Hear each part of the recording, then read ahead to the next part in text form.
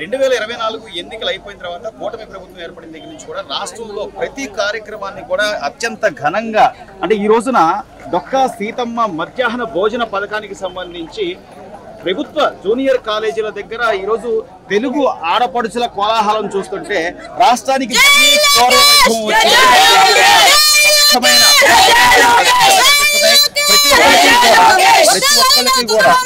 ప్రతి ఒక్కరికి మధ్యాహ్న భోజన పథకం ద్వారా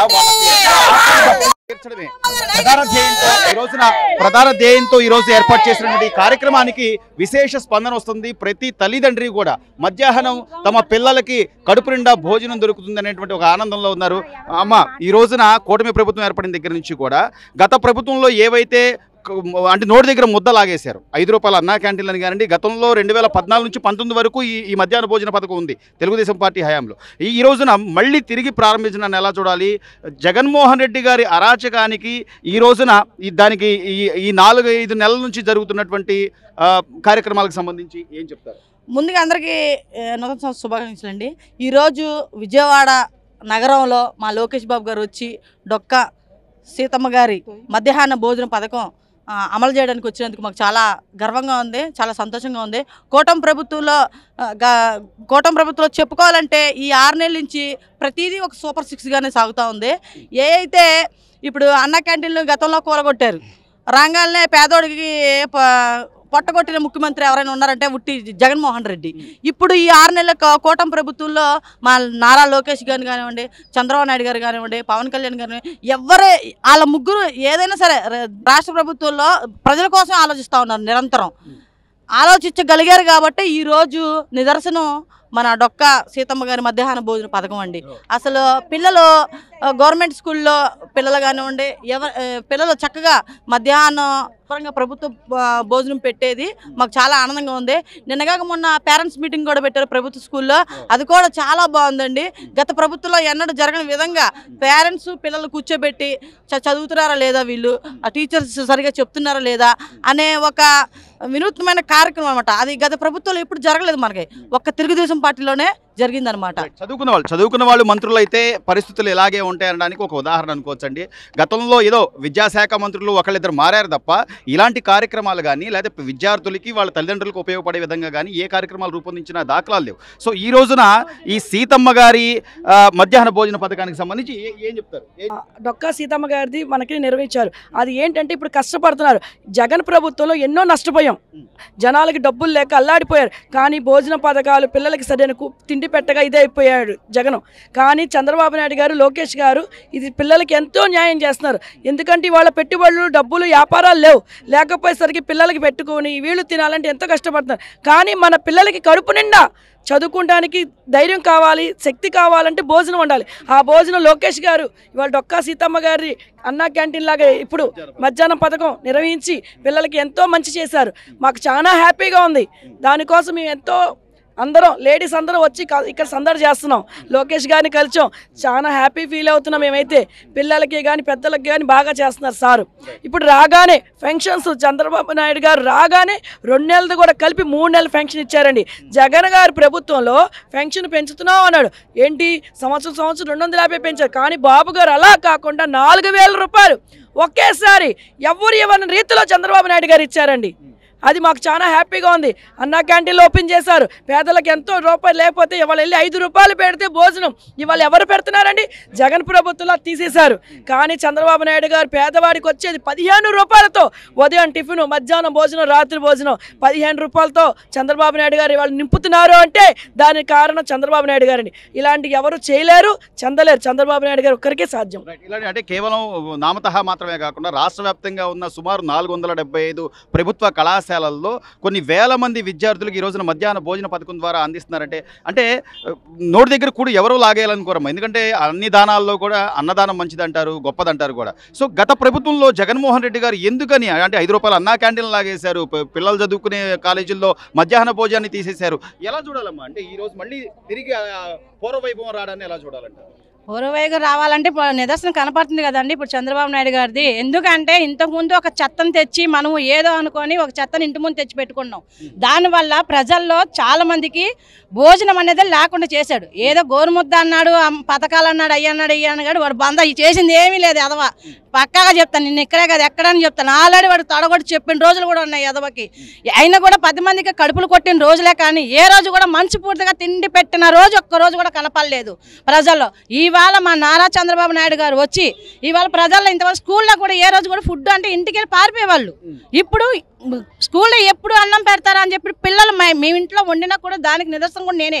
ఎందుకంటే మా అబ్బాయి కూడా చదివేది కూడా గవర్నమెంట్ స్కూలే. ఇవాళ రోజు అమ్మ నాకు వంట వద్దు ఏమొద్దు, నువ్వు క్యారేజ్ పెట్టద్దు, నా స్కూల్లో ఫుడ్ బాగుంది, నేను అక్కడే తింటానన్నా నాకు చాలా సంతోషం అనిపించింది. ఆ విషయంలో కూడా మేము కూడా ఆ రోజు స్కూల్లోకి వెళ్ళి నేను ఒకరోజు భోజనం తినడం కూడా జరిగింది. ఫుడ్ మటుకు పిల్లలకు ఎక్సలెంట్గా పెట్టినారు. చెప్పాలంటే ఈ హ్యాట్సప్ చెప్పుకోవచ్చు మా లోకేష్ అన్నకే కానీ చంద్రబాబు నాయుడు. ఇవాళ బాబు గారు మన స్కూల్లో కూడా బాబు గారు, లోకేష్ అన్న, పవన్ గారు అందరు భోజనం చేశారు. మనం ఎంత సామానులమే.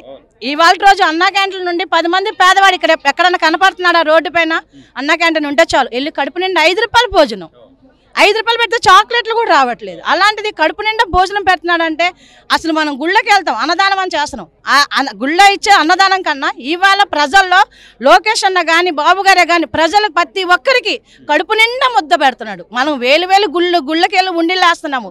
ఇవాళ 5 రూపాయలు భోజనం పెట్టి కడుపు నిండా భోజనం పెడుతున్నాడు అంటే మాకు ఇంతకన్నా ఇంకేం కావాలి? ఇలాంటి పథకాలే కాదు చాలా వరకు మనకు బాబు గారు ప్రతి ఒక్కరికి మన వరదలో ఎంతమంది నష్టపోయారు ఫుడ్ లేకపోకుండా. ఆయన కూడా ఆ రోజు వాటర్లో కూడా వచ్చి చంద్రబాబు నాయుడు ఫుడ్ అందించడమే కానీ ప్రతి ఒక్కరికి నీరు సౌకర్యమే కానీ పిల్లలకి మంచినీళ్ళే కానీ పాలే కానీ ఇంతకన్నా ఏ ప్రభుత్వం చేసిందండి? బాబు గారు చేసినట్టుగా ఎవరు చేయలేరు. నెక్స్ట్ వచ్చేది కూడా బాబు గారే. ఇది పక్కగా మేము నిలబెడతాం కూడా. అన్ని దానాల్లోకి అన్నదానం గొప్పదంటారు. ఈ కోటి విద్యలైన కూటి కొరక అనేటువంటి ఈ అంటే గత ప్రభుత్వంలో ప్రతి పేదవాడి దగ్గర ముందలాగేశారు. చదువుకునే విద్యార్థుల ముందు కూడా వాళ్ళ మధ్యాహ్న భోజనాన్ని క్యాన్సిల్ చేశారు. ఈరోజు కొన్ని కోట్ల రూపాయలతో సుమారు 39 కోట్ల పైబడి ఈరోజు రాష్ట్ర వ్యాప్తంగా అన్ని కళాశాలల్లో కూడా ఈ పథకాన్ని అమలు చేయడం ఒక పెద్దమ్మగా మీరేమంటారు? మీ పిల్లలు ఈ కళాశాలలో చదువుకుంటున్నారా? ఎట్లుంది పరిస్థితి? చదువుకుంటున్నారండి. అయితే చాలా బాగుందండి. వారు చంద్రబాబు నాయుడు గారు పెట్టిన పథకాల్లో చాలా ఆనందమైనది ఏదన్నా ఉందంటే ఇవాళ పేద ప్రజలకి, ఇవాళ స్కూళ్ళల్లో చదువుకున్న వాళ్ళకి ఇవాళ భోజనం కార్యక్రమం డొక్కా సీతమ్మ గారిది, పవన్ కళ్యాణ్ గారు నిర్మించిన ఇది కూడా ఆయనకు కూడా మేము సెల్యూట్ కొడతామండి. ఆయన పెట్టిన దానికి జనాలందరూ ప్రజలందరూ కూడా ఆనందపడి ఇవాళ భోజనం కార్యక్రమం తింటున్నారంటే ఇవాళ ఎమ్మెల్యేలు మినిస్టర్లు కూర్చుని వాళ్ళు తినే భోజనం తింటున్నారంటే ఇంతకంటే గొప్పది ఇంకా ఏది లేదండి. ఇవాళ పెట్టాడండి చంద్రబాబు నాయుడు మీద నేను ఎన్నో ఇవాళ అవాకల చివాకలు నేను ఇప్పుడు చూశానండి టీవీలో. ఏదో పెడుతున్నాడు, ఏంటి పెట్టేది? బొందా పెట్టాడు 5 సంవత్సరాలు జనాలను నాశనం చేసి మట్టం చేసి వదిలిపెట్టేశాడండి. జగన్ ఇక రాబోడు కూడా. తన ఎమ్మెల్యే కూడా ఉంటాడో లేదో కూడా తెలియదు. 2 మంత్రులకు ఇచ్చాడు ఇదే పథకం. ఇవాళ లోకేష్ గారు పథకం 2కి ఇచ్చాడు. ఏం చేశారంటే ప్రజలకు పనికొచ్చే పథకం చేశాడా? ఏమన్నా నందిగాం సురేష్ ఏం చేశాడు? దోసుకున్నాడు వేసుకున్నాడు. ఇది తప్పితే ఏమి అనుమతిస్తాడు? ఎందుకు అనుమతిస్తాడు? ఇవాళ అనుమతిస్తారు. మహాకూటమి అనేది వాళ్ళ ప్రజల కూటమి అండి. ప్రజలు నిర్ణయించుకున్నారండి. ఇంకా ఇన్ని కళ్ళ ముందు జరుగుతున్నాయి. రోడ్లు వేస్తున్నారు, ఓ పక్క అన్నా క్యాంటీన్లని, ఇసుక ఉచితమైంది, ప్రతి వాళ్ళకు పని దొరుకుతుంది. ఆడవాళ్ళకైతే 3 గ్యాస్ సిలిండర్లు అని కానీ రేపు పండగ నుంచి మళ్ళీ బస్సు ఉచిత బస్సు అని ఇవన్నీ కళ్ళకు కనబడుతున్నా కూడా అంత అరాచకం జరుగుతుంది. మళ్ళీ నేను జనాల్లోకి వస్తాను, అసలు నాకు సన్మానాలు చేయాలని చెప్పి జగన్మోహన్ రెడ్డి మాట్లాడుతున్నారు. ఎందుకంటే ఆయనకి ఎందుకు చేయాలి సన్మానాలు? దేనికి చేయాలండి? ఈయన మంచి ఏమైనా బహుమానం చేశాడా? రాష్ట్రానికి రాజధాని లేకుండా చేశాడు, ఇసుక మాఫీ చేశాడు, ల్యాండ్ మాఫీలు చేశాడు. ఈయన చేసింది ఏం బహుమానం చేశాడండి? ఈయన చేసి ప్రజల్లోకి వచ్చి ఏదన్నా నేను ఇది మంచి పని చేశాను జనాల్లోకి వచ్చి రమ్మనండి. ఒక్కళ్ళు ఎవరన్నా ఆయన సేవ కప్పితే మేము ఆయనకు సెల్యూట్ కొడతాం. ఆయన చేసిన పనులు అన్నీ మట్టి కల్పించాడండి ప్రజల్ని. మాకు జగన్మోహన్ రెడ్డి వద్దు రాబోడు. ఇది ప్రజల్లో ప్రతి ఒక్కళ్ళు కూడా గత ప్రభుత్వంలో ఏది జరగలేదు, కానీ ఇప్పుడు ప్రతి ఒక్కళ్ళు ఆనందదాయకంగా ఉండే విధంగా ప్రతి పథకాన్ని అమలు చేస్తున్నారు. ఈ రోజున లోకేష్ గారు యువ నాయకుడిగా, మంత్రిగా, ఈరోజు విద్యాశాఖ మంత్రిగా ఆయన తీసుకుంటున్నటువంటి విప్లవాత్మక మార్పులు కానివ్వండి, లేకపోతే తీసుకున్న నిర్ణయాల పట్ల ప్రతి ఒక్కళ్ళు కూడా ఆనందం వ్యక్తం చేస్తున్నారు. తెలుగు మహిళలు అయితే వాళ్ళు నిజంగా ఇక్కడ వరకు వచ్చి ఆయన్ని సపోర్ట్ చేస్తూ కేరింతలు కొడుతున్న పరిస్థితి. అమ్మ, ఈరోజు ఈ మధ్యాహ్న భోజనం డొక్కా సీతమ్మ గారి పేరు మీద ఎలా చూడాలి ఏంటి? చాలా బాగుందండి.